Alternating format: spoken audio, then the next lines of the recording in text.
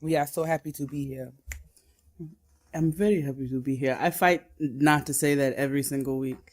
To be loved.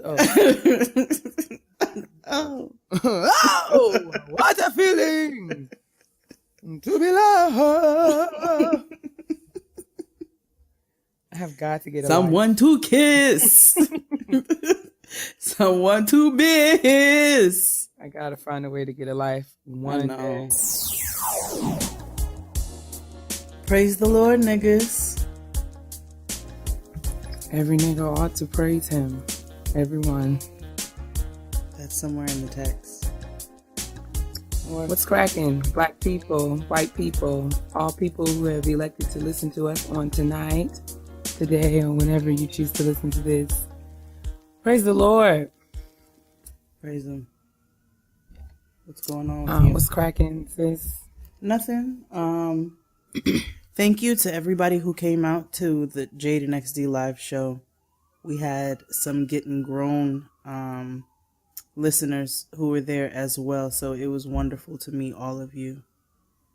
And indeed, for those of you who don't know, Jade and XD had a live show in New York this past Saturday, April 15th, and it was a success. Jade was on stage and she was very nervous, visibly nervous.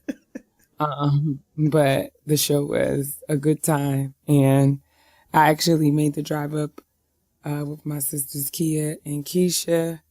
Sure did. And it was a good time. It was a good time.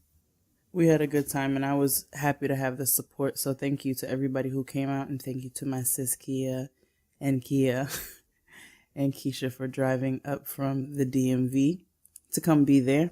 What's going on with you?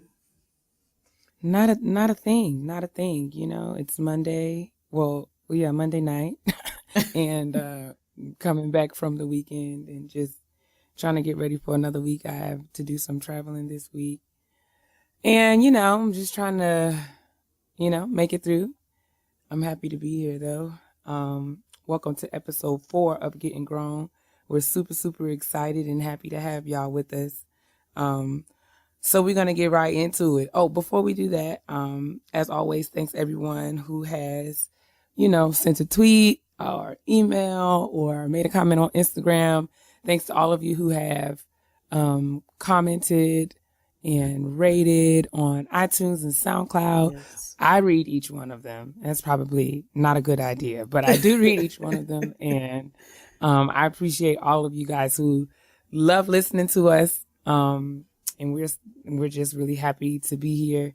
And, just bear with us. I know I'm still trying to figure it out. Absolutely.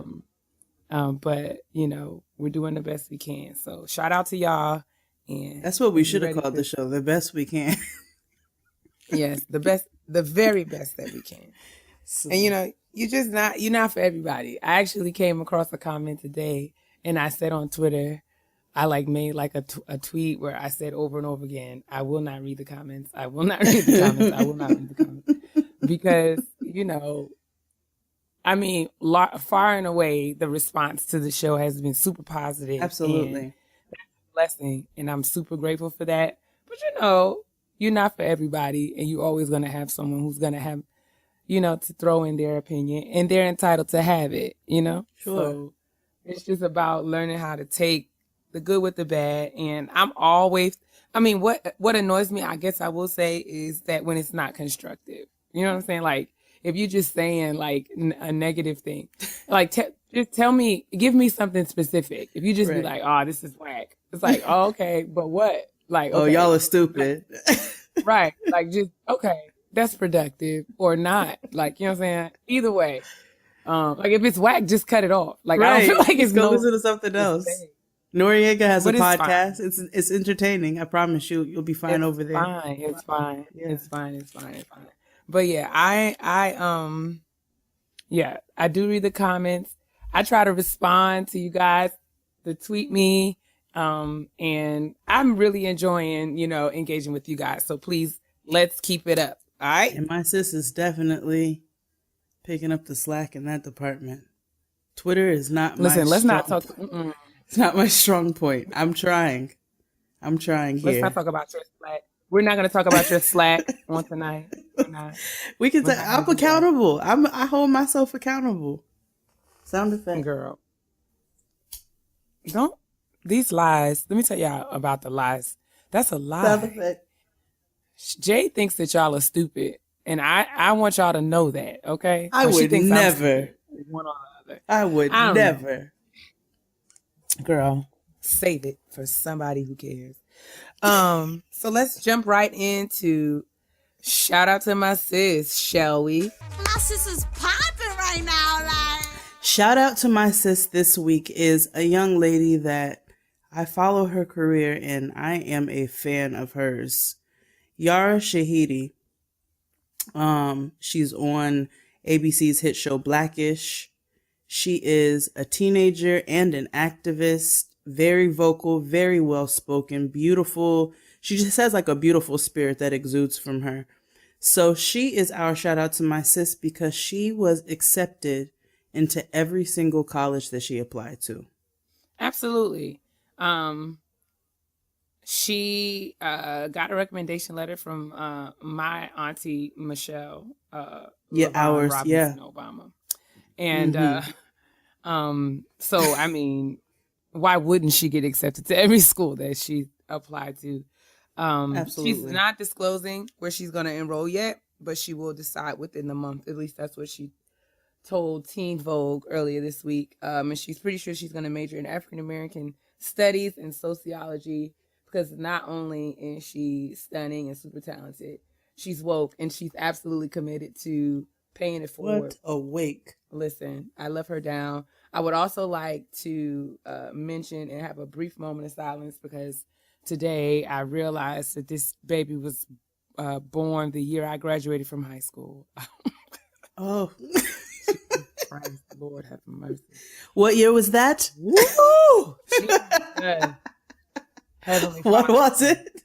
What was it? When I read it on the Wikipedia, I deflated. Like it really stole all of the thunder out of my Monday. It was like, my God. So it's really not shout out to my sister. It's like shout out to my niece. Shout out hey, to daughter. My niece. Shout out to Call my the segment. niece. Hey, daughter. But we're proud of you, niece. I just want to speak your name and shout out to everyone, all of the people who may be out here listening who are graduating from high school, graduating from college, graduating from graduate programs. We know that, it's getting around to be that time of the year. It sure is. So, if you're graduating and you want to shout out, we will give that to you. Just go ahead and send us a email at Getting Grown Podcast. I'm not going to spell it this time because last week I had a bit of a problem, but it's actually Gettin, Gettin, grown. That's where I messed up, so I'm not going to spell that. But podcast, podcast at gmail.com. So if you're graduating from anything, let us know and we'll kind of have, for the next couple of episodes, we'll have like a running shout out to all the graduates, all the people who are out here popping like Hennessy. Absolutely. Says. Absolutely. So yeah, shout out to my sis. Shout out to you, Yara Shahidi. God bless you, niece. I know you're going to be an amazing college student and, I'm here for you. If you know what I'm saying? You're like already an amazing human being. Absolutely. But somebody tell her, I'm sure she don't need my help. But, I have been in this academic advising game for, just about a decade. So, girl, if you need me, call me, no matter where you are, no matter how far. And I'll cater your graduation party. You guys don't have to go to Red Lobster. It's okay. For the seafood lover in you. But yes, let's shout out to my sis this week and we can move right along into the kitchen table talk. Okay, before we do that, before we get to our this week's kitchen table talk, I have a bit of an update that I want to run by you, sis. I don't know if you have been made aware, but Tyrese from our inaugural episode, Tyrese has. I thought we banned this nigga from the show. I mean, I just want to should we? Well, we can ban him after this because I feel like I would like to hear your reactions to this. So over the weekend, actually on the date that his most recent movie, what is it? Fast and Furious 97. Which one is it? One of those. It's not. You didn't know. That's it. Is it called Fast and Furious? It's something else though, right? I don't know. Anyway. It's a variation of. You know, it's like fleshly and furious. What is it? Furious and quick. I don't know. Anyway, um, Quick, fast, and in a quick, fast, in a hurry. hurry. It's hold the elevator. It's stand clear of the closing doors. Anyway, oh my Lord, have mercy. Stand clear of the closing doors. Tyrese, on the day that movie launched, what is it called when the movie's opened in theaters, the day the movie opened in theaters, he issued an apology for his most recent comments, the ones that we addressed in our first episode. So I'm not going to read the entire apology because not only is it long, but it is riddled with grammatical error as per usual. But, you know, he was basically saying that he had a conversation with a mentor of his who, quote, came down on me in a major way and checked me, caved my chest in with reality and made it plain. Plain, Plane, like airplane. But anyway, help us today, Jesus. Okay, so he's acknowledged that what he said was really stupid. And he said his mother taught him to be better than this. Hopefully. I certainly hope so. The lesson that he's learned is that it's not always what you say, it's how you choose to say it. And for the record, he's far from a misogynist, a male chauvinist, or flat out mean. My intentions were there, but my delivery was horrible and clearly all the way off. And for that, I sincerely apologize to all of the ladies. Okay. Well, I think that it's a resounding we don't care. Nobody cares. Nobody? Nobody. I don't think that I don't.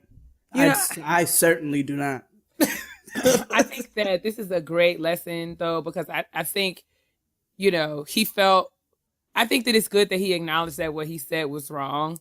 I hope that he would take this occasion to really learn and seek to understand why what he said was wrong. You know what I'm saying? Because I think that's because there was a problematic piece in there where he said his mother always taught him it's not what you say, it's how you say it or whatever. Right. No, sometimes it's not what you say, it's just stop talking.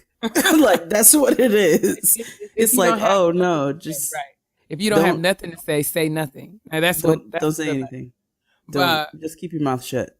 I think that that's a big piece of apologies that people often fail to miss. Is like, you know, if you can apologize because you feel like it's the right thing to do, but real kind of like reconciliation and repentance comes when you take the time to really try to understand why you were wrong, in hopes to never ever be that wrong again. So I hope that he's done that. You know, later on in the apology, he talked about, you know, how he was dragged and how even his wife got mad with him. So I don't know if this was a sincere apology or this was a more kind of like, okay, guys, leave me alone kind of thing. But I just want, in addition to him, you know, trying to understand why he was so loud and so wrong and why he should have never said those things, I also want him to know that, you know, apologizing does not absolve you from the responsibility of your words and actions. So he still has to be held accountable for what he said. And I'm sure that, you know, he's going to have a price to pay for, you know, this for some time to come. But that's all. I just wanted to give y'all an update and admonish you to continue to ignore Tyrese for your own personal health and well-being. Exactly. He has been saturating Twitter arteries like since 2008. Absolutely. And so I can't imagine that he all of a sudden has a complete change of opinion. I still believe that he's a horrible human being and we need to completely ignore everything that he says, like you said, for our mental health and wellness. I want him to change. I do want him to change, and I'm praying that he will change. That does not mean that I have to listen to him or subscribe to him. Change silently, please. Change silently. Change silently. And you know what? Show us better than you can tell us. And another thing that I would admonish Tyrese to do is spell check. Now, really all. And just be very, very wary of F7 homonym misplacement.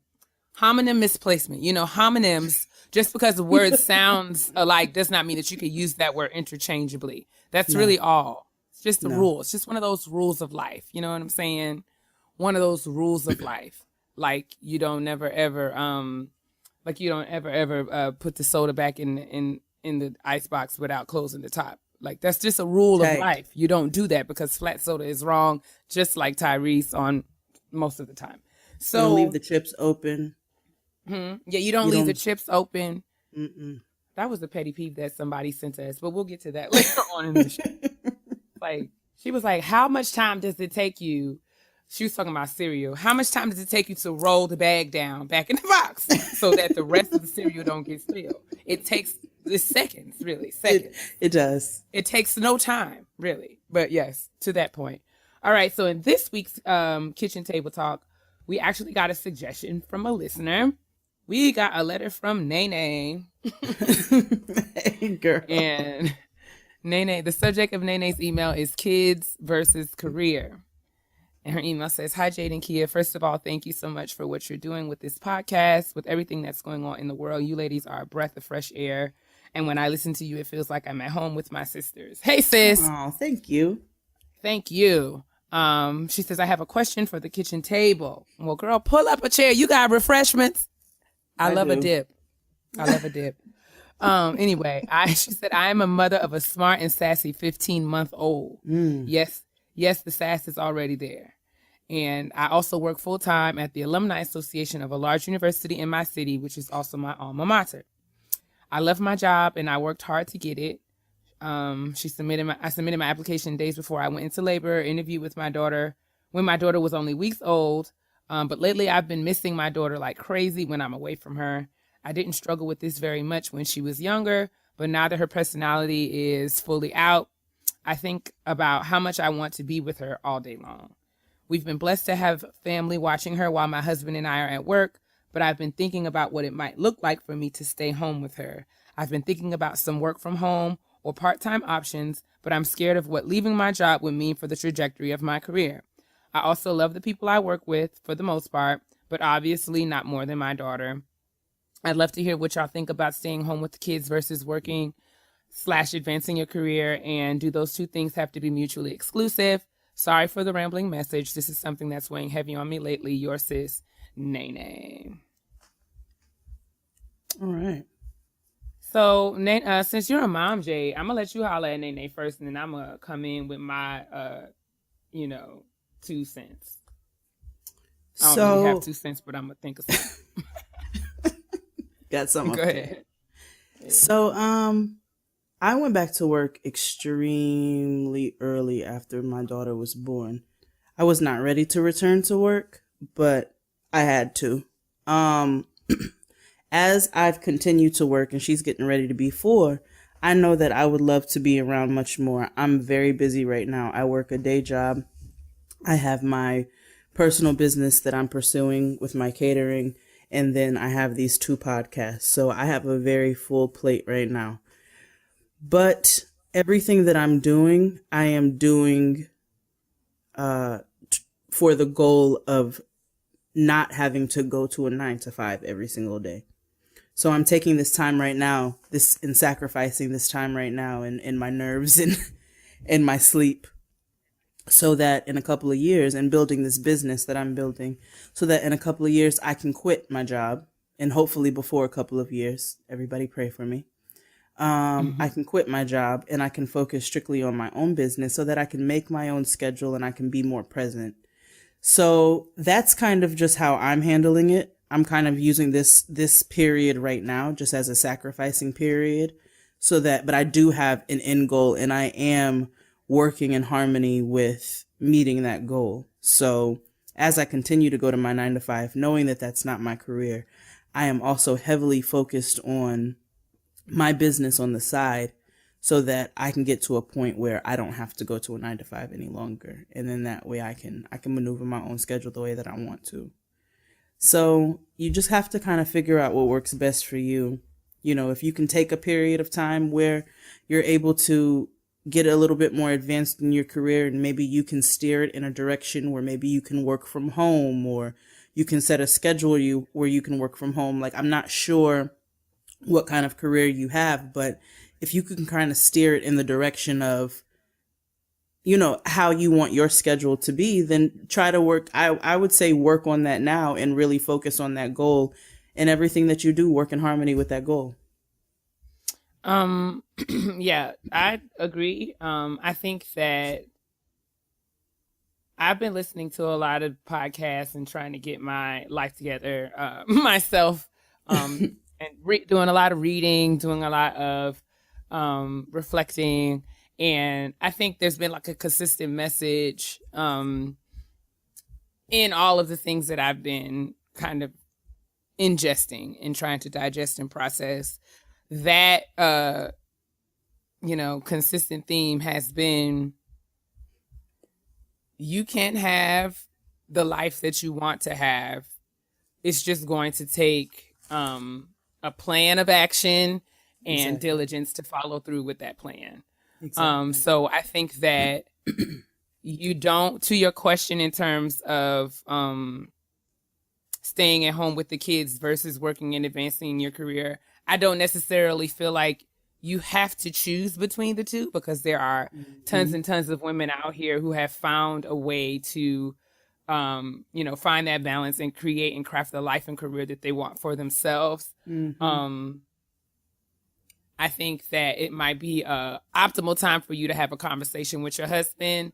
And even before you have a conversation with your husband, to sit down with yourself and ask, what do I want? And don't limit yourself to, or don't confine yourself to the limitations of your current situation, but like think big, give yourself space to just be like, if I had my way, I would do ABC, and then work backwards from that point to see if you can, like Jade said, kind of structure your life to meet that end. I did a little poking around online, and I found out that there is a whole community of work at home moms. I found a website, wahm.com, which is like a forum for work at home moms. And it gives, has all kinds of great information about, people, and information about, making the decision that you're trying to make right now, weighing out the options, considering the cost, how to make plans. Don't feel like you have to make a decision suddenly, or rush into anything. But this is really, you have the time to really sit down and think, okay, what do I want, and what's the best way for me to go about it? There are there's people who are sharing their stories on these websites. There's women who started their own businesses, who become bloggers. There are people who have started their own business. Like, if it was a lawyer was working at a law firm, she found a way to create her own kind of consulting firm or agency, or to go into business or practice for herself. So whatever your career goals are, you can, there are definitely options for you to structure your life so that you can be at home for those critical moments with your little sassy baby. And, do the work that you love to do. So no, I don't think that these things are mutually exclusive. I think you can't have your cake and eat it too. It's just, you're just going to have to pay for it. Like it's just not going to come for free. So like Jake was saying, I got my hands in a lot of different things too. I'm trying to figure out this creative side of podcasting and this outlet. Also, navigating my career, trying to build a career, trying to find my niche within my current job. And, it's a lot of different things to balance, and it's not going to be easy. And there will be times where you are super sleepy. But you have to, but it's possible. You know what I'm saying? You have to make a plan and make a to-do list and just do one thing at a time until it's all done. You know what I'm saying? Yeah, just at the end of the day, just make sure that you're working in harmony with whatever that goal is. Like, once you set that goal, then just start taking small steps, and don't beat yourself up if you're not taking leaps and bounds and reaching it, and in this like short amount of time. Know that it's going to take some time, and there are sacrificing periods in your life that you have to give up certain things, but absolutely make sure that you're just moving forward no matter what the pace is, and working towards what you want that to be. Yeah, so Nene, that's what I would that's my advice, or I think that's what I would do if I was in this situation. I think it's a blessing that you have a supportive family and a supportive husband, that you can even sit down and consider these options. 'Cause, a lot of people don't have these options, so it's a blessing. I think you should take full advantage of that by, like Jay said, taking your time and Yep. really weighing out what would be the best thing to do and being adaptable, because Yep. it's not going to look just like how you write it down and plan it out to look, but it's going to take some trial and error, but eventually you will get there. I mean, hopefully, because I hope to one day, if the Lord says the same, be somebody's mama. And I hope that I could then, call you up, Nene, and ask you how you did it, so Right. that when it's my turn, you can help me out. But yeah, that's our kitchen table talk. And one of the things that I noticed this week that I really, really enjoy, I'll talk about it in our next segment, but we had a lot of emails in response to last week's Honesty Box, the young lady who had the question about, not doing well on her MCAT. And there were so many people who reached out and gave advice. I'm going to read one of those response emails when we get to the Honesty Box segment. But I thought that was awesome. So Yes. I'm saying that to say, all of you moms or wives or anyone who has experience and can speak to Nene's question, please do. Because, I certainly can't, speak from the perspective of being a mother. I'm just, offering my opinion. But if there are other people out there who have other, things that they would like to share with Nene, send us an email, send us a tweet, and we'll be sure to get Nene that information or share on the show. Yes, we want this show to be a sense of community, and have a sense of community. So make sure that you're writing, and we're constantly reading, even if we're not able to get to everything on the actual show. We're definitely reading everything that you send in, so continue to write in. Please, please, please, please. And that is all for Kitchen Table Talk.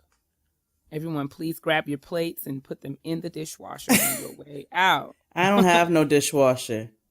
Girl, me neither. I'm just speaking positively into the future. I'm telling the Lord that I need one. You know what? That's going to be my end goal. A dishwasher. A dishwasher is going to be my end goal. I'm going to work my way towards that. I know, but what's crazy is that people is probably judging us like, these bitches don't even have no dishwasher. No, I don't. No, it's not common in New York to have a dishwasher. That is a luxury. I just live in a studio apartment. It's the studio apartment. The kitchens are so small, they don't come with dishwashers. When I lived in this building with my roommate, we had a dishwasher, but when I moved into the studio, I had to sacrifice that. But that was a huge apartment, actually. It was, and I miss it. But like you said, those times where we have to sacrifice for the greater good. I'm trying to get my little budget life together right now, and try to get back on this, grown woman stuff financially. So I'm trying to contend with my studio space for now, because it is just enough for me. Ain't nothing in here but me and my shoes, and we got all the space that we need. So I'm gonna try to stack my paper, but maybe that will be next week's Kitchen Table Talk, because we did get an email, someone asking us about budgeting, and I'm a little leery about talking about that because I am literally crawling, like baby stepping, literally inching, towing, like tip, not even towing, just tipping. I am tipping into this whole budget thing. Okay, I'm trying. Tipping, then I'm doing. What's the joint with the ballerinas where they be on their tippy toes with the shoes? On point. You mean when they? That. Yeah, if you're tipping, that's what I'm doing. A nigga's walking on their big toes.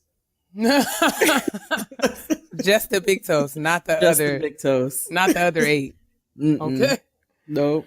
What's all balance? Right. That's a wrap for Kitchen Table Talk. Let me ask you something. Honesty Beezy. Honesty Box. Box of honesty. We need a new intro. we need an intro for Honesty Box. I don't have anything. I got you nothing. know what? I think we do have one. It's the Wendy Williams. Like, can we talk yeah. Yes, that's right. All Never right. mind us. Anyway, I'm going to start the honesty box segment with the response to last week's question. So last week we had a young lady who was concerned that she didn't do well on her MCAT and was worried about whether or not she should take it again or if that had any implications on her long-term goals for being a doctor. Jade and I told her that, she should definitely take it again and to just kind of like help her, kind of be flexible and try to find the lesson or what she's supposed to learn through failure, because we learn through successes and failures. But like I said, we had a huge response, people sending us tweets and emails who also had a word for the young lady. So I'm going to read one of those. We had several, but I'm going to read this one, and then I am going to share some information that someone sent me on Twitter. So this one, this young lady would like to remain anonymous in her response, but let's call her AJ. So AJ says, this week or last week, while she was listening to the Honesty Box question from episode 3, you shared a letter from a listener who is currently completing a med prep graduate program and hasn't yet secured med school admission. I felt compelled to write because I was in a very similar situation. I did a graduate program designed for admission into medical school after graduation. While I did well on my MCAT, I didn't secure admission into med school. It was devastating and something that could have been paralyzing had I let it.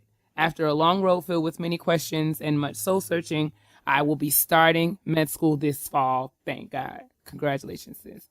I'm still not comfortable sharing my challenges. This is my first time actually with someone outside of my family and close friends. But a friend's mom once told me, your journey is your journey. And I never really understood until now how easy it is to look at your peers, compare yourself, and feel inadequate. It's much harder to look inwards and realize that the struggles and triumphs help mold you and define your path. So I just want to remind the young lady to keep pushing. The interviews, the admissions, the dream, it is all waiting on her. Ignore the noise. It will come. So thank you, AJ, for sending that encouragement to our listener from last week. I'm sure it encouraged her because it encouraged me. I was like, whoa. Listen, everybody who writes in, I love everybody who writes in. Their personalities are wonderful. They're funny. They're smart. Everybody who writes in, it's very enjoyable to read what they have to say. Yes. And AJ, this really blessed me because I was just like, it's so true, because a lot of times, it's so easy to compare yourself to what other people are doing and to feel inadequate. But, like she said, struggles and triumphs help mold you and define your path. So you learn through all the things that you go through. So just go through them. And the point is that you got to keep going to go through them. I also got some really helpful tweets from someone on Twitter. I think I'm probably going to say this wrong. I think his name is @PhilPurple. Maybe I shouldn't spell it. It's like Phil with no vowel. So it's like PHL purple. Please forgive me if I'm, but I think that he or she, I can't remember, was actually in medical school, and it has some really good advice in terms of how often you can and should retake the MCAT. So I'm not giving this information to kind of put any more stress or pressure on anyone, but more so to kind of make sure that you're aware and that you can prepare like you need to prepare, so that you can do well the very next time that you take it. So there is no real limit on how many times you can take the MCAT. You can take the MCAT up to 3 times in 1 year, 4 times in a 2-year period, and 7 times in a lifetime. And I know you don't have to take it that many times, so you're good. No, but I do want you to know is that a lot of medical schools look at how well you do on the MCAT as a proxy for how well you're going to do on your state boards. Right. So if you have to take it multiple times, it may be a red flag for admissions committees, and but it doesn't necessarily have to be a deal breaker. But like I said, I'm letting you guys know that, so you know that if you need to retake it, there's nothing wrong with that. You just need to be smart in how you prepare to retake it. So I would, get a tutor, You can take a practice test and find out where your weak areas are so that you can then bone up and do better when you retake it. Just don't go in there cold turkey and be like, I'm just going to take it again. Just use the information and learn. Like, part of learning from the mistake is making sure that you don't repeat what you've done before. So that I thought that was critical, and I just wanted to share that. Again, thanks to everyone who shared information. And look at y'all gonna be out here being medical doctors and stuff. We have so many people writing in who are pursuing so many different degrees. Look at you. You're bringing out everybody on the school front. Listen, I wanted to be here for the niggas like myself who been in school like forever ever. Say it again. Like, you know what I'm saying? Like, we there, because I think that there is definitely something something to being a person of color, something to being a woman, something to being, something to, like, academia has often said that there's not space for us. Mm-hmm. You have to be a certain kind of way or do certain things in order to be in certain spaces. And one of the things that has been kind of my motivation in even doing this podcast is that I want to be an example in my own way, because I'm still learning, but I feel like I can still be Keia and chase my dreams. I can still be Keia and be an academic. I could be Keia who pops her gum. I could be Keia who watches Love and Hip Hop. And, like, I don't have to compromise. I can be Keia who loves Jesus. I could be Keia who, knows how to jump double dutch. I could be Keia who fries her chicken wings hard. I could be Keia who writes poetry and plays the violin. I could be all of those things. Like, there's nothing, like, I don't have to fit in one box. You know what I'm saying? And it's really important it was important for me to learn that being a student and having examples and exemplars of that. And it was important for me to know that all the other students that are out there struggling through programs where they're the only person of color, the only woman of color, and having to deal with the stupid things that white people say to them, that if I can do it, then you can do it too. You want to know what's funny? Everything about that, like, on the academic side, it can be applied to motherhood. Like, everything that you said can be applied to motherhood, because, there's always been this stigma around motherhood that you have to be a certain way. Like, you should cook dinner at night, which I do, but that's just because of what I do for a living. And you should, just clean the house and take care of the kids and take care of the husband and whatever else. And you need to be this proper person, and, just all these different stigmas that surround motherhood. But as I continue to learn how to mother as well as adult, I am realizing, like, there are certain aspects of myself that I don't have to give up to make me a good mother. You know what I'm saying? There's so many other things that make me a wonderful mother, and that doesn't mean that I have to give up certain aspects of my personality. I can still, have a good time, and I can still Clearly, enjoy. as y'all hear the lighter. Sound effects. Girl, sit there. I can still come home and have a glass of sangria. I can still do certain things that maybe people might say, she's a mother. You know what I'm saying? It's all about balance, and it's all about tempering, and, like, I don't know, and I don't want to say code switching, but it's knowing when to bring which aspects of yourself to bear. Right. So, exactly. Like, I'm not going to do that right with my child sitting right here. You know what I'm saying? like when I'm at work and I'm in a conference, and that might not be the appropriate place for me to be all things to Keia.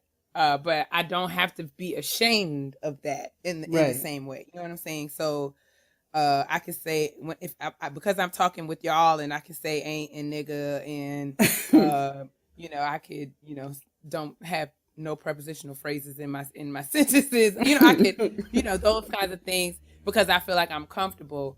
But then that does not compromise my intellectual capacity or the integrity of my scholarship. Because because I have a podcast, that doesn't mean that I'm any less of a scholar or any less of a professional. Or because, so that's really the bigger point here. So, you can be all things you in every area of your life. Exactly. So that's just the response. So we have another honesty box question for this week. And I going to read her as soon as I find her. You know, this we have all these windows open. Have you seen her? Okay. Tell me, have you seen her? Oh, you found her. Okay, great. I did. Oh, I see her face everywhere I go, on the street or even at the You better sing. Okay. Chastity. Yes, this is Chastity. Chastity said it was okay to use her name. Oh, Chastity, I got a little beef with you. I'm going to address that right quick before we get into your question. Because Chastity started her email like, hello, cousin Jade and spiritual auntie Keia. Like, why I got to be an auntie? And like, what? I'm trying me and Jade the same age. How old are you, Jade? I'm 32. Right. And I'm like just a couple of minutes older than that. So I mean, if Jade is your cousin, technically I could be your cousin too, but y'all know I'm a little sensitive about being old as hell. Just y'all be careful with me. Just take it easy. I think she's trying, but wait, you could flip that though. What if she's like trying to say like, oh, Auntie Keia, but then she's like cousin Jade, like she young-minded. Cause y'all know I'm foolish. I don't know. I guess I took it to mean that she was saying that I was old, which is true. But I mean, I'm sensitive about it. This is why you can't text. This is why you need to talk on the phone, because you can't read people's tones. Like, what is your intention? What are you saying to me? I don't know where the inflection goes. Exactly. But anyway, that was me being sensitive. Chastity, your question. First of all, she prefaced the sentence by saying tangent, semicolon. She says, I absolutely adore you two and this podcast. It came right on time considering where I am in my life. I'm so excited to merge this into my journey of growth, patience, and foolery. Aren't we all, sis? Hey. Last week's episode really spoke to me when you two discussed entrepreneurship and day jobs. Now, my question is about balance. I'm a 22-year-old law student with a passion for criminal law reform. 22, I'm definitely not old enough to be your auntie, but anyway. But my other passion is my blog, unnaturalbutte.com, centered around physical and mental health and wellness. Considering they are on opposite ends of the spectrum, how do I balance extreme professionalism and my need for creative expression through social media presence, fashion, etc.? Do you think it's possible for me to do both? Keep them separate. I need all the advice I can get. Thank you, Chastity.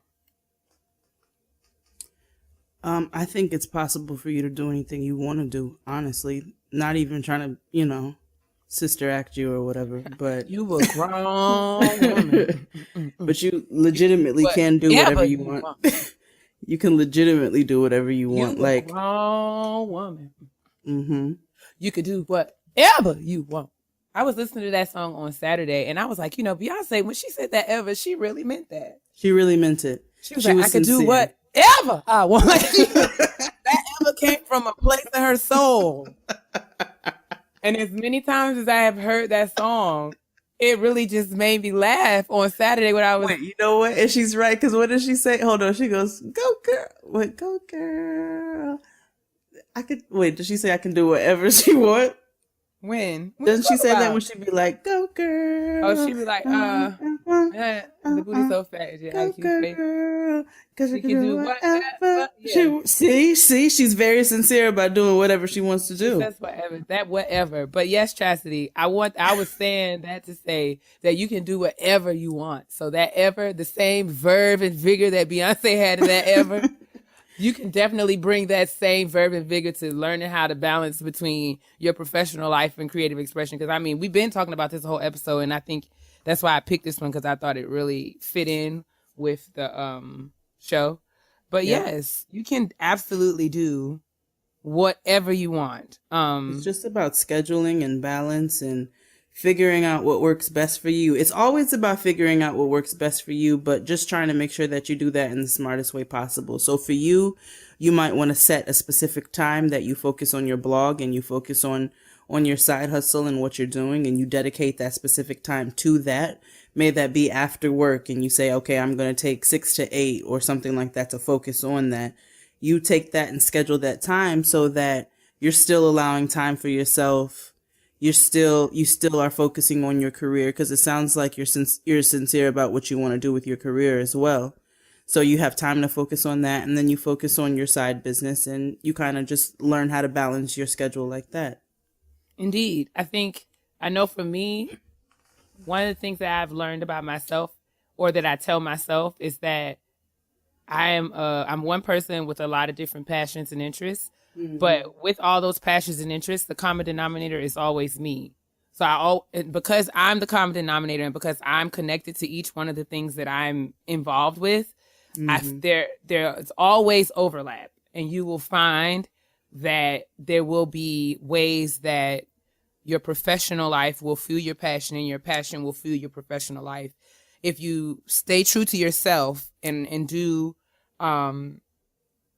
what comes naturally to you in both cultivating your professional goals and interests and your creative passions, they almost always come together. Like, almost always come together. Like, who I am at work is very much who I am when I'm on the podcast, because this is who I am. Like, I can't detach the nerd side of me that, is the research fellow that sits and looks at statistics and research. I can't detach that from who I am, because you'll find that even on the podcast, whenever we talk about something, I always got some statistics in my back pocket, because that's who I am. It's a part of who I am. I'm always gonna give you a Gucci Mane quote. Absolutely. I might be in a meeting at work and they may also get a Gucci Mane quote, but everybody across the board gets a Gucci Mane quote. So, and she's gonna give you like a recipe. Like, Jade is a cook, so she's a chef. I'm sorry, a cook she's greater than a cook. I don't work on a line. Right, but because of that, like, if you listen really closely, like, Jade's gonna give you a prescription. Like, she's gonna tell you exactly how to do this, and this is how long it needs to be in the oven, and that's how long you need to let that chill. You just need a half a cup of this and that, or you do it till it looks right. So we say all that to say, you being, a law student, and you being, a blogger who is who is committed to bringing awareness to physical and mental health and wellness, that is all going to come together in some way, shape, form, or fashion. And you don't have to figure out just how just yet. It's just your job to do your thing in both. Like, I just try to make sure that wherever I am and whatever I'm doing, I'm dancing. It's like, girl, you gonna write this paper? You better make this paper dance. I'm gonna type fast. I'm making this paper dance. Whatever you do with your, like, whether it be your professional side in law school. She's 22. I don't know if you're second year, third year, or what, but whatever you got to do in law school, you just do the best at it. And then you bring that same diligence to your blog, and eventually everything will come full circle. At least that's how it's happened for me. Amen. And that is our honesty box. Honesty box. And because it's hard to be Black and be a woman in America in 2017, it is time for Black women self-care, because I deserve. I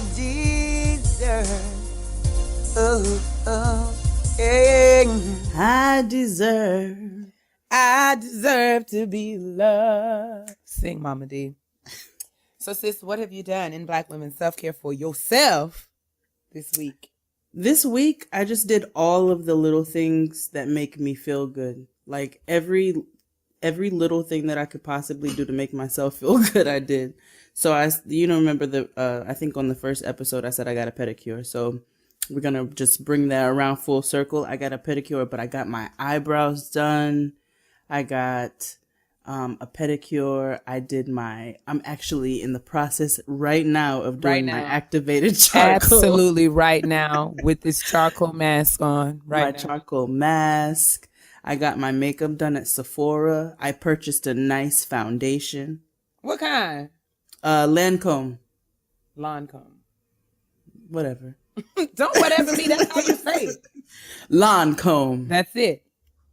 Yeah, but I purchased some Lancome foundation. Which one did you get? Is it liquid? It's liquid, yes. It's in like a bottle that's shaped like a something. Oh, girl, that's helpful. That's so helpful. I think I I have mean, an how idea. many foundations It's they the got? ultra. It's nice. It's the Ultra HD. Maybe. It has SPF 15. Well, girl, all of them typically have that. But Oh. If you all can't tell, I don't makeup is not my strong suit, but if you didn't know, in addition to Dr. Keia being a doctor and also an alto, that's it. um Not an artist. I sing my part, and I a, go home.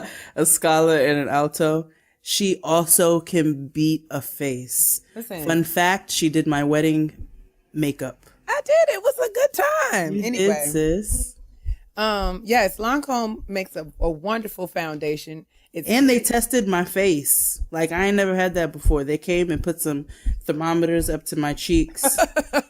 They were like, okay, this is your skin type. And then they pulled out another thermometer and they were like, okay, so we're going to test out 3 foundations. And when I tell you that joint is on point, it matches my skin. I'm telling you, ladies, invest. You know, I mean, listen. Make no mistake. I got me some Maybelline Fit Me Matte and Poreless because a $6 foundation will bless your life. I'm not judging. There are very good drugstore foundations, but special occasions, it's a worthwhile investment to take your tail to Sephora and get you a luxury Concealer and foundation. Yes, I mean it's worth it. Your skin will thank you.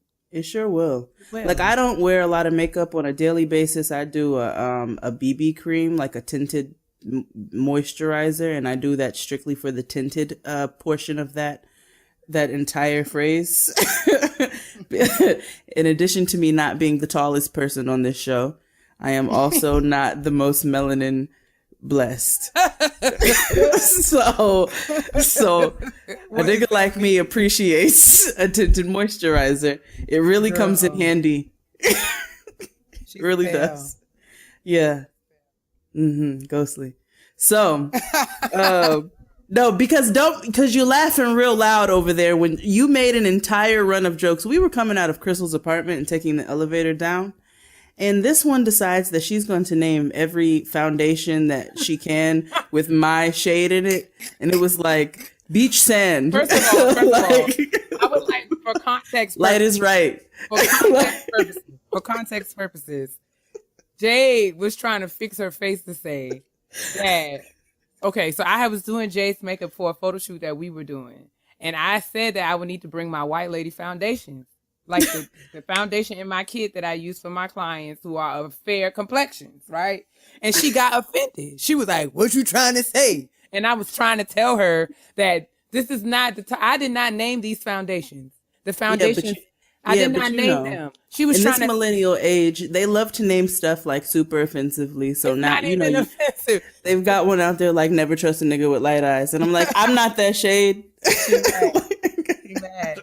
And she was trying to say that she was all in, as women of color, it's mad hard to find foundations. And I was like, ma'am, all your foundations are prevalent. You can find them anywhere you need to.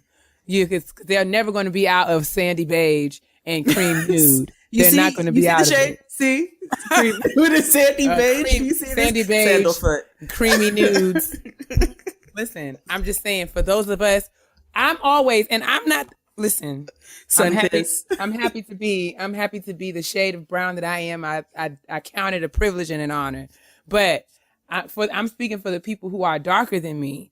And in most cases, like, perfect example, that Maybelline Fit Me concealer that I was just talking about, how much I love it. I am the darkest shade in that concealer. And yes. I'm not the darkest brown girl. No, you're not. So, exactly. So, do you have a recommendation of a makeup line that's out there for our very melanin blessed beauties? I actually do. Now, we talked about this before when we were talking about Auntie Maxine. Fashion Fair has come full circle. Y'all need to give her a go. But another a cosmetics line that has stepped into the 21st century and is guiding me all the way together is Black Opal. Now, Black Opal has rebranded themselves completely. They've kind of modernized, and they're working with a lot of YouTubers and influencers on Instagram. I know Tiana Robinson, who is out here in the DMV. She is working with them. but they have a very, very, very wide range of colors for all women of color. I mean, from, Jade's complexion all the way down, all the way up, all the way down, all the way, All the way up. all the way up, all the way through. There we go. The darkest to the darkest to the dark, all the way to the darkest of the darkest complexions. So yeah, I would check out Black Opal. They do come. Most drugstores carry them. I know CVS does, and so does Walgreens. I've also found them in Rite Aid, but you can also find them on blackopal.com. And if you can't order them online, you can put in your zip code, and they will tell you exactly where you can find them, like which drugstores in your area carry Black Opal. But check out Black Opal. There's a tidbit for you guys. Indeed. So what about you for Black Women Self-Care? What'd you do this week? Well, in Black Women Self-Care this week, I have to be totally honest and say that I made an appointment with a counselor. So I was speaking to a counselor right around the time that my brother passed. And unfortunately, that not unfortunate because it's good for her, but she's decided to go back to school and get her doctorate. So she was no longer seeing patients on the days that I was available. So when I stopped seeing her, I kind of like fell off. I didn't make, I didn't follow up and reach out to any other counselors. But it's something I had been putting off and saying I was going to do, but just never got around to it. But this week I made a concerted effort to reach out and find someone who I can talk to, about not only dealing and processing with my brother's passing and the grief that goes along with that, but also just kind of like managing like life and career and niggas and all the things that'll weigh on your psyche. You know what I'm saying? You know what I'm saying? And it's like legit. So as a person of faith and praying and stuff, there's often a lot of stigma associated with talking to counselors and, saying that we go to God with certain things. But I'm of the belief that God gave us wisdom and God has given us professionals who can help us and give us practical tools. Because you know what I'm saying? Yes, we can be armed with the word and stand on our faith in trying times. But there are some actual practical things that we can and should do to like bring about change in our lives. And I believe that God helps those who helps themselves. So that's what I did to take care of Keia this week. I made an appointment with the counselor and I haven't had an opportunity to talk to her yet, but hopefully I can give you guys an update soon. Good. Well, you know what?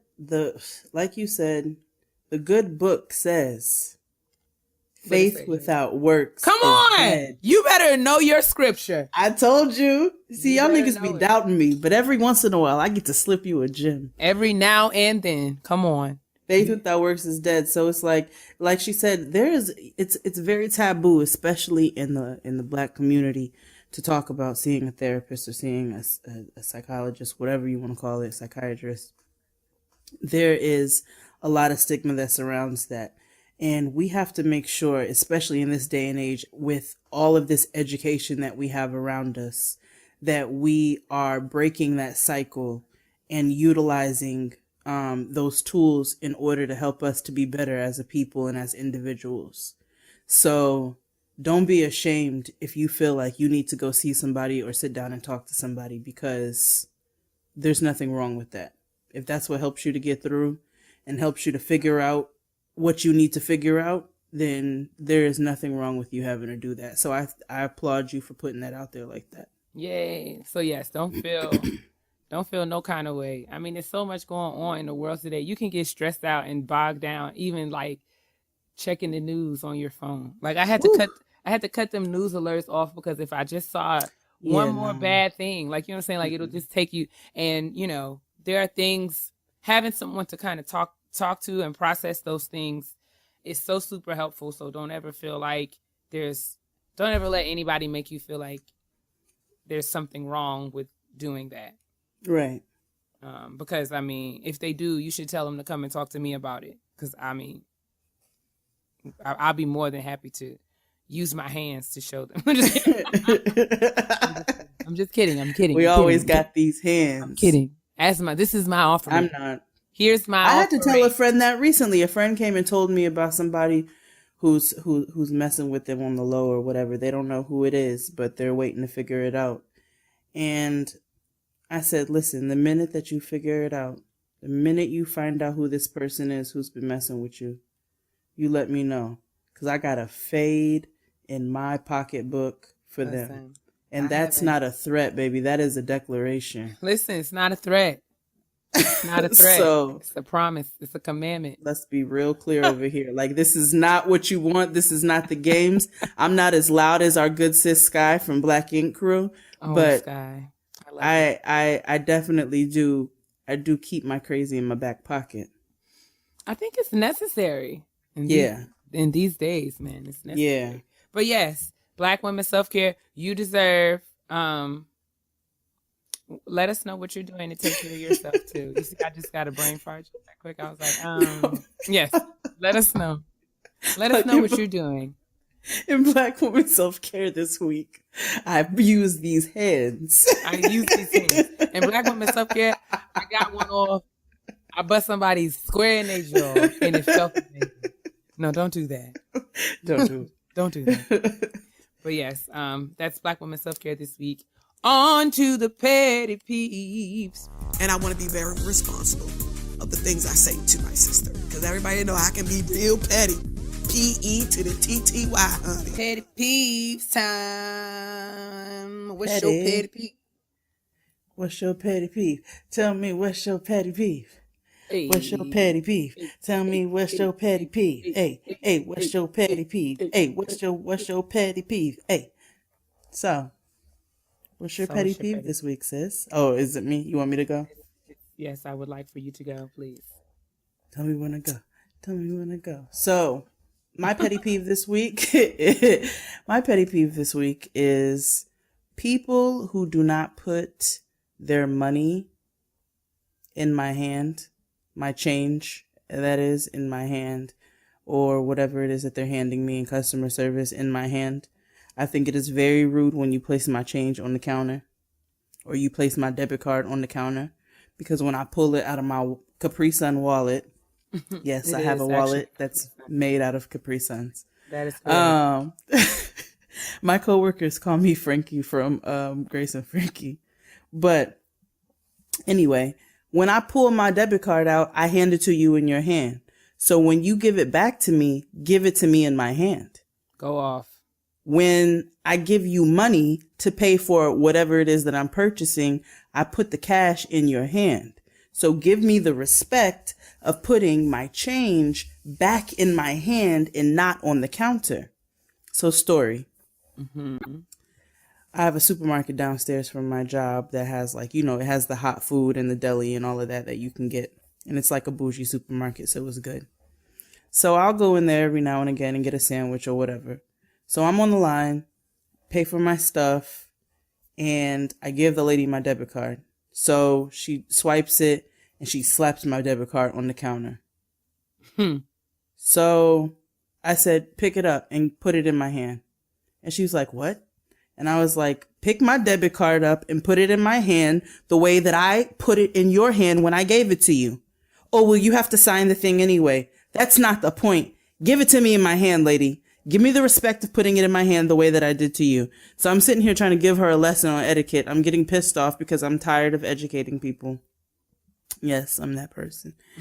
And it pisses me off when you don't do it. It really, that is literally one of the things that can completely piss me off immediately. Like, I can be in a wonderful mood and you're immediately going to piss me off. Give people the respect of putting their money in their hand. Now, there are people out there who are ignorant. They really don't know.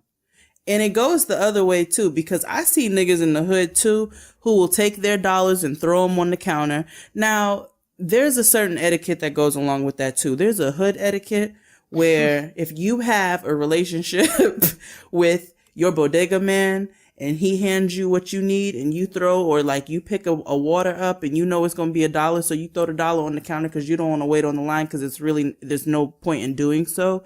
That's one thing.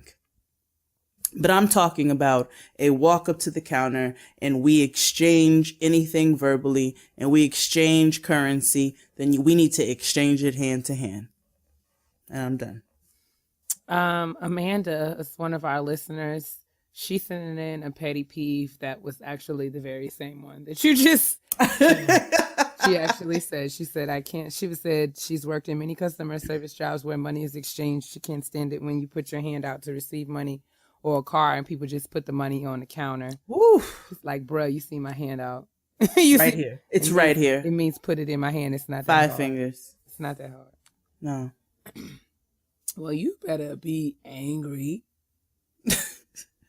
I be sitting up there looking like the girl in the meme. The one be like, like with my hand up, like, why you don't, like, it's right here. Why you don't put it in my hand? You gonna go around my hand and put it on the counter? Now you really piss me off. I'm mad thinking about it. I'm thinking somebody right in front of me right now put my money on the counter.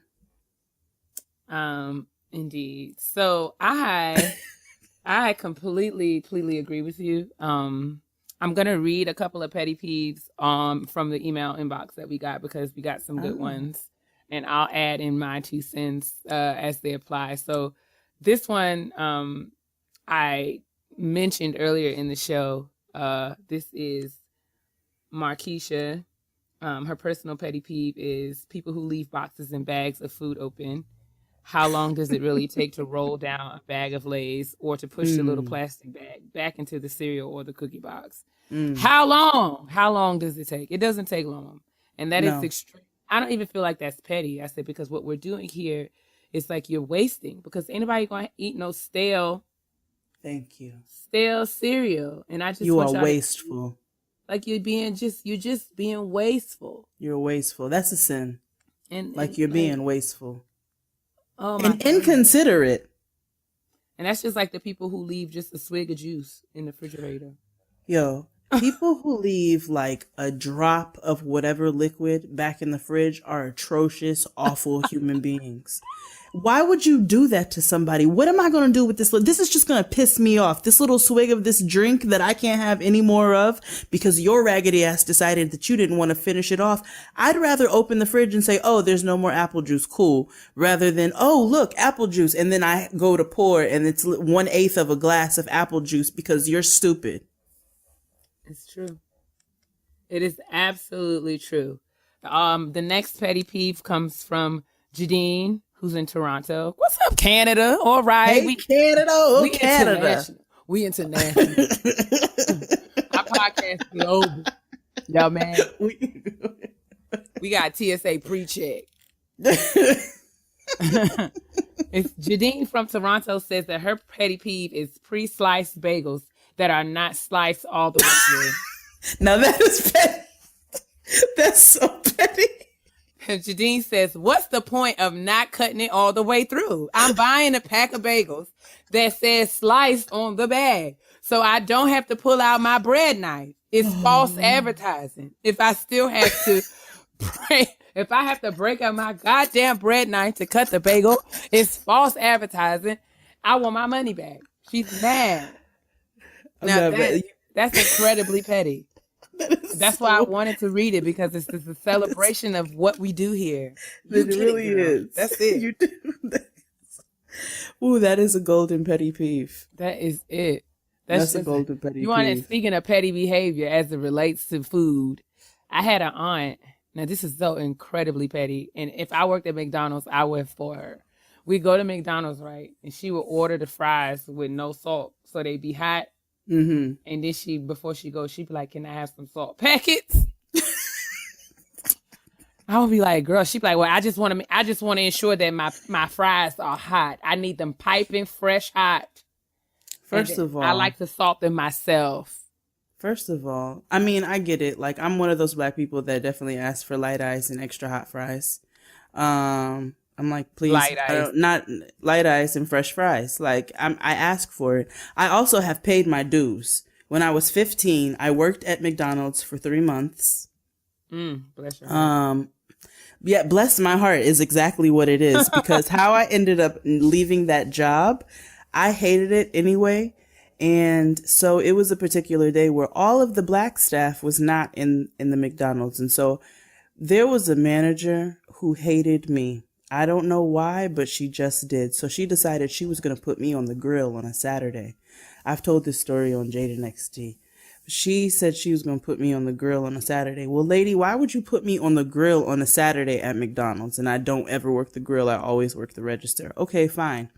So I'm making the cheeseburgers. I'm trying to do the steps to make the cheeseburgers. And she snaps her fingers at me and turns around through the little tunnel where you throw the cheeseburger down. And she's like, you need to hurry up making those cheeseburgers. I was like, so listen here, Maria. Then, like, if you want me to hurry up, then you can come back here and do it yourself. If you don't like the pace that I'm going, then you can come back here and do it yourself and relieve me of this, of this. Like, that's as simple as that. But don't snap at me no more. Ever So, in your life. Like, don't snap your fingers at me, because what's getting ready to be is a problem. So I go back to making the stuff that pops up on the screen or whatever. I'm going at my pace, because first time on the grill on a Saturday. Maria decides she's going to turn around and snap her fingers at me again and tell me to hurry up with the cheeseburgers. So I proceeded to take one of those cheeseburgers and hurl it straight at Maria's head. Lord Jesus. I said, you know what? You can come back here and work the grill for the rest of this Saturday, because I don't even want this damn job. Like, I'm out of here. And I left. And one of the black managers called me, the general manager. He called and begged me to come back to my job. I said, you know what? I'm going to go work at the supermarket. Like, I'm totally over this. I kept a job through high school. Like, I always kept a job, but that was not it. So that was my experience working at the McDonald's. Don't snap your fingers at Jade. Nah. And don't try to kiss me in the icebox, but that's another story for another day. Okay. No, we're not going there. I'm gonna close out the petty peeve segment by reading some petty peeves that were sent in by my good sis Dubs. Hey, Lady Wonder 87. Is it 87 or 70? Lady W 87. Is it 87? Yeah, I think so. Dubs. That's my sis, and she's gonna be mad at me because I don't remember her. But I don't call her by her screen name. I call her sis because she my sis. All right. Right. Anyway, Dubs sent us 4 petty peeves. And they're really short and to the point, so that's why I'm going to read them all. Number 1, when it rains and all of a sudden niggas can't drive. Ooh. See also snow. See also wind. See also sun. See clear skies. Blue sky. Listen. Perfect days, like LA weather. Nigga. Rainbows. Stars. See also. But niggas can't drive, period. Period. That's it. Point blank. Number 2, when people invite me out last minute, like I don't have to get a babysitter way in advance. Like that's just rude, especially if you know that you're inviting a parent out. Like, why would you do that? You know what? I can kind of get that. I can kind of, as a parent, I can kind of understand that one. I think I'm a little spoiled because we actually have a wonderful support system with family, and we have family that literally lives around the corner. So we're really lucky in that department.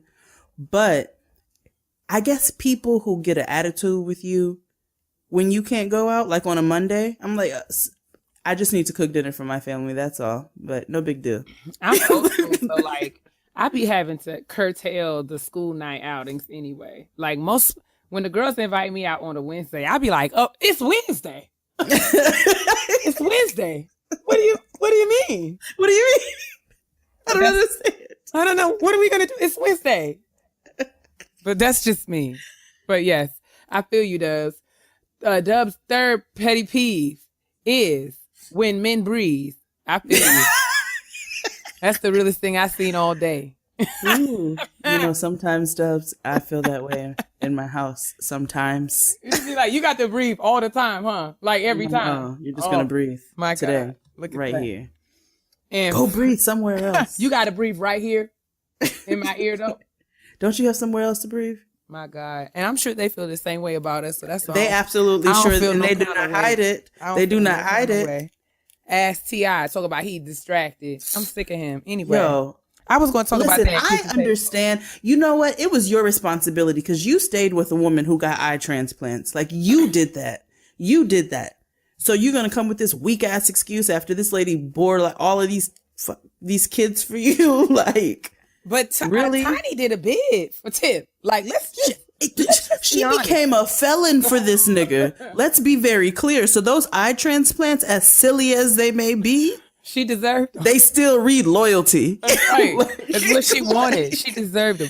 I mean, for me, what really got on my nerves about the whole thing is that I feel like it's not, I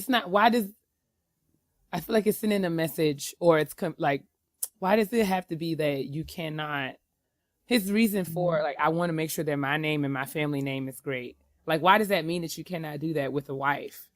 I don't feel like that's he because explained that. because it's not a good excuse. You know what it really is that he does not have the balls to say, I don't want to do this anymore because I want to be a hoe freely. Let's be clear here. Like, he don't have the balls to say, I just don't want to be in this relationship no more. So he's putting out, it's a distraction. Nigga, it ain't been you did all these awful ass movies, okay? We all watched you with your terrible acting for movies upon movies. You know what I'm saying? You continue to make albums, and we continue to nod our heads to them as they came out. You know, you continue to jump on a track every now and again. And then you had the modern day Cosby Show. So, like, what are you talking about distracting? This ain't stopped you from making no moves. Man up and say what you really want. Stop it. Yes, indeed. And speaking of distractions, Dub's fourth Petty P. We both got we were drawn away, but we're back now. Sorry. Dub's fourth and final petty peeve is when my son fixes his mouth to ask me for juice. Okay, that is petty. And then she put why, like in all capital letters. Now, I have known Dubs for a very long time, and this has been, we've had this conversation many times. I can understand Dub's position because I did not grow up in a juice household. Like, there was always juice in the house. Like, a variety of juice, whatever juice you wanted. Orange, cranberry, apple. But juice was for breakfast. But, like, when I say we wasn't a juice family, that means there wasn't no running in and out of the refrigerator getting juice all day long. It was water. Yes. Like, if you came home and you was thirsty, you wanted something, you got some water because that's what you drink. That's why our kidneys were functioning and we were all healthy. We drink water. And I tell you the truth. I gained my freshman 15 in college was because I got to the cafeteria and saw that I could drink as much juice as I wanted. And I was drinking so much juice. I gained 15 pounds my first semester. And when I stopped drinking juice in the second semester, I lost 20. Like, I lost more. Listen. Like, the juice. Sugar and soda and absolutely. Yo, you know where my freshman 15 came from? Mountain Dew Baja Blast, okay? Let me tell you something. When I discovered that Taco Bell was the only place that carried this blue magic, it's lit though. Like, it tastes amazing. It's I don't even eat. I've never had Taco Bell. Soda. The first time I had Taco Bell, like the food, I was like 25. I didn't eat Taco Bell the food because I never wanted it. But I did drink the Baja Blast because it just tasted. Listen, I don't eat dog food, so I've never been a fan of Taco Bell, but I certainly would march right on in there and say, can I please have a medium Baja Blast light ice? Thank you. There you go. But yes, Dubs has been keeping this child. Like, Dubs let the baby have juice on, like, his birthday. But, like, on any other occasion, the baby is drinking water, which I get, but it's like, Dubs, give the baby some. You gotta compromise. You got to compromise because otherwise he gonna be like me, and as soon as he get around some juice, he not gonna know how to act. Like, listen, I was drinking juice. I'm dead set. Go ahead. I'm sorry. I'm just saying. I'm embarrassed at how much juice I was drinking because they had the fountain. They had this mango and they had the papaya. I used to getting fancy putting Sprite and ginger ale in my joint. I was so pressed. Oh, you was like sugar on sugar on Girl, sugar. I was doing so much. I just needed a little carbonation. You know what I'm saying? So I would get I would get like the peach and the lemonade and put a little Sprite in there for the carbonation. Then I swing by the dessert bar and throw like an orange slice or a cherry in there. I was a bartender because I had never been, you know what I'm saying? Like we got to drink soda like on Fridays when my grandma didn't cook. We ate hot dogs and somebody could go downstairs to the big freezer in the den and get There's a always soda. a big freezer in the Right. basement. So it was a big downstairs with a freezer. It was a refrigerator and a deep freezer. But in the refrigerator, my grandfather used to just keep it stocked. He used to go like, he was, he's the queen of the king of the buy three, get one. So he buy like 12 of them and just keep them all down there. So on Fridays, somebody could go down and get a soda, usually Pepsi or Sprite, depending upon which was Always on a Pepsi sale. or Dr. Pepper. Exactly. And so we would have juice in the morning with our breakfast, water for every other meal. And then on Friday nights with dinner, you can have a soda. So when I got to college and realized that I could have juice every meal, I was like, bet I need like 3 cups. And as soon as I'm just saying, but I understand juice is expensive and it's sugary. So I understand why Dubs wouldn't want to give the baby juice. But I think that we need to get him, Come on. drinking juice on a somewhat regular basis. Listen, here's how I compromised, Dubs. This is what I did with Noah. She wants to drink soda, right? We don't drink soda in the house. So I have raised her to be a little weirdo. I have adapted her to seltzer water from very early. And so now at the tender age of 3.5, she loves seltzer water like a 35-year-old woman. She asks, "Ooh, can I have some seltzer water?" And I will give her some and I'll put a little splash of peach juice in it or whatever we have in the fridge, just a splash. She thinks she got something. I spent my freshman 15 also getting fat off of E&J and vanilla Pepsi. Oh, God. Vanilla Pepsi. Yeah. Cups upon cups. Talk about a blast from the past. But anyway, I think that wraps up our episode on today. Yes. Thank you again for listening to Getting Grown. Continue to subscribe and like and rate us 5 stars on iTunes because it's very, very important. On SoundCloud, on Google Play, on Spotify, wherever you're listening. Write in if you have anything you want to discuss at the kitchen table, if you have petty peeves, if you have something for the honesty box, write into gettinggrownpodcast@gmail.com. I'm not going to spell it out because why? We're all grown. And there's no Tyrese's here. So I think everybody, it'll be there, but nobody's Tyrese. So everybody knows how to spell gettinggrownpodcast@gmail.com. Just no G. It's no G at the end of getting. That's all you really need to know. That's really But yes, we love y'all for listening. Y'all remember to stay moisturized and drink your water because your black will crack if it's dry. Bye.